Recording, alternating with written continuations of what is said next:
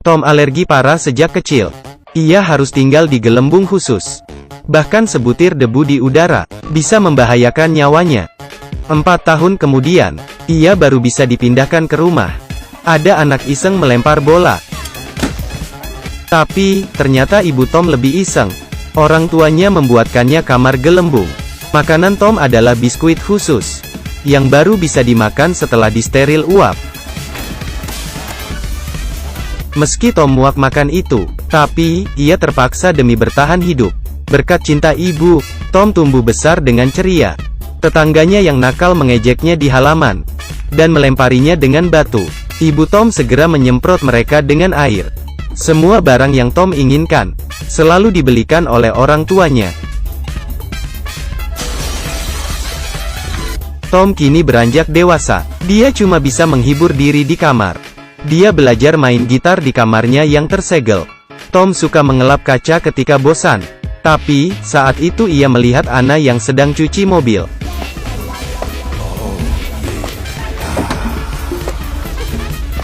Anna juga penasaran dengan Tom.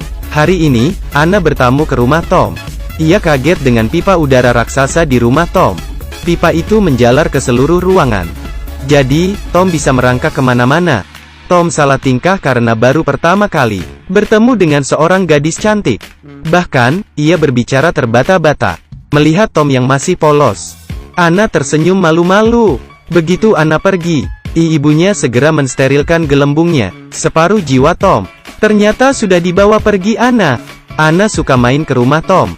Tom juga mengajarinya main gitar. Meski terpisah oleh gelembung, tapi hati mereka sangat dekat. Hingga suatu malam, Anna yang mabuk memanjat tembok dan menyelinap. Ia ingin tidur bersama Tom. Tapi, Tom takut membuka pintu, dan melewatkan kesempatan emas ini. Anna akhirnya pacaran dengan Patrick. Tak berapa lama, Anna dilamar. Ia bertanya ke Tom, apa aku harus menikahinya? Tom diam saja. Mungkin diam adalah jawaban terbaik. Anna memberinya sekotak hadiah, lalu pergi sambil menahan tangis. Di dalam kotak itu ada bola salju, yang bertuliskan aku mencintaimu. Ternyata, selama ini Anna mencintainya. Akhirnya, Tom memberanikan diri. Ia mendesain baju gelembung, untuk mengejar cintanya yang hilang. Tom membuka pintu gelembung. Tapi, tiba-tiba,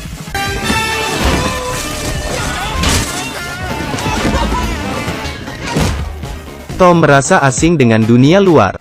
Setelah 16 tahun, akhirnya dia bisa keluar. Tom lari dengan antusias di tengah jalan. Ia ingin mengejar Anna, tapi, terjadi bahaya besar. Tom kabur dari rumah dengan baju gelembungnya. Ia jalan di jalan raya. Untung saja, gelembungnya tebal, sehingga ia tidak cedera. Begitu Tom bilang ia ingin mengejar kekasihnya, orang-orang di bus membantunya. Mereka bernyanyi sepanjang jalan. Tapi, karena Tom mengejek agama mereka akhirnya membuang Tom di gurun. Saat orang-orang itu tiba di perkumpulan, pendeta memberitahunya, kalau anak Tuhan yang diutus berbentuk seperti ini. Orang-orang di bus terpana. Saat itu, Tom bertemu anggota geng motor. Setelah Om Garang mendengar ceritanya, ia bersimpati pada Tom, karena ia juga haus akan cinta. Om Garang pun memboncengnya pergi ke kota. Tapi, di kota, Om Garang malah membawanya ke kasino. Karena gila judi, Om Garang tidak mau pulang. Untung saja Tom berhasil memenangkan skuter. Dengan uang koin satu-satunya, akhirnya, ia bisa melanjutkan perjalanan. Tapi, apesnya, Om Garang bertemu pengikut sekte sesat tadi. Tanpa tendeng aling-aling, pengikut sekte sesat melindas motornya. Sementara itu, Tom ditemukan orang tuanya. Ibunya membanting setir untuk mencegat Tom. Tapi, orang tua Tom tidak menyangka kalau Tom terpental dan masuk ke gerbong kereta. Setelah Tom siuman, ia dikelilingi orang aneh. Paul adalah ketua mereka. Ia ingin merebut gelembung Tom. Tapi, Tom bukan pemakan sayur. Ia menyundul Paul hingga terlempar puluhan meter. Paul pun jatuh dan pingsan. Tom berhasil mengalahkan sang ketua. Mereka pun mengangkat Tom sebagai ketua. Tom memutuskan kabur naik lori. Ia sampai di bar, dan mencari tumpangan. Tapi, orang-orang mengira Tom membawa penyakit. Ia pun dikunci di dalam bar. Tapi, lampu minyak jatuh, dan membakar bar. Untung saja ada seorang pria datang dan menyelamatkan Tom. Pria itu mengantarkan Tom, tapi di tengah terjadi kecelakaan. Mereka menabrak seekor sapi, tapi karena pria itu beragama Hindu, ia meratapi sapi itu dan tidak mau pergi. Akhirnya, Tom terpaksa jalan kaki. Setelah jalan 8 jam, akhirnya ada orang yang mau memberinya tumpangan.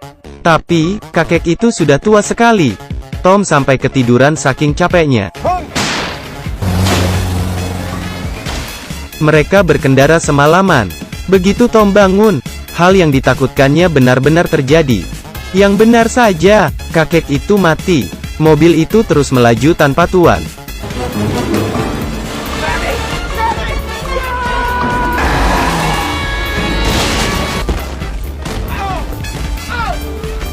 Setelah siuman, Tom ditemukan orang tuanya lagi. Mereka ingin menjemputnya, tapi saat ibunya ke toilet, ayahnya membiarkan Tom pergi. Bahkan, mendukungnya untuk mengejar cinta sejati. Ibunya berteriak histeris karena Tom kabur. Ayahnya mencoba mengulur waktu demi Tom. Saat itu, geng motor mencari pengikut aliran sesat. Untuk balas dendam, pemain sirkus juga mencari Tom. Tapi, Tom sudah berada di pesawat. Ternyata, pilot tua itu adalah kembaran kakek tua yang sudah meninggal tadi. Pilot tua itu tampak bisa mati kapan saja. Pesawatnya terus oleng. Tapi, berkat bantuannya, Tom sampai di atas air terjun.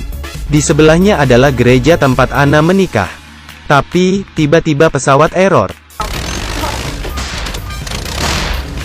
dan menukik tajam ke bawah. Pilot tua berhasil terbang menembus awan. Tapi, Tom jatuh ke bawah.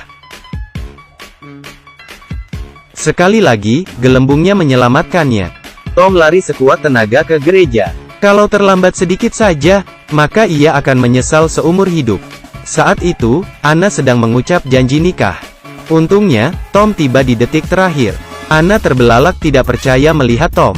Tom nekat menyobek gelembungnya dan mencium anak kesayangannya. Ini adalah cinta mati. Karena terlalu lelah dan antusias, Tom pun pingsan. Tapi, tak lama ia sadar. Tapi, Tom merasa napasnya baik-baik saja. Ternyata, Tom tidak alergi udara. Selama ini orang tuanya menipunya. Untuk melindungi Tom dari kejamnya dunia, Tom memapah ibunya dan memaafkannya. Mereka lalu berpelukan. Ibunya setuju dengan pernikahannya dengan Anna. Anna dan Tom kabur meninggalkan gereja dan melaksanakan upacara pernikahan mereka. Pemain sirkus, geng motor, dan pengikut aliran sesat berkumpul. Tiba-tiba, kakek muncul sebagai supir mereka. Film ini menceritakan kasih ibu yang luar biasa, tapi cinta dan perlindungan yang berlebihan akan membuat anak mereka terkekang di dunia yang sempit. Mereka tidak akan tumbuh dewasa, hanya dengan keluar dari zona nyaman, baru bisa mandiri dan menjadi kuat. Aku kaki minyak.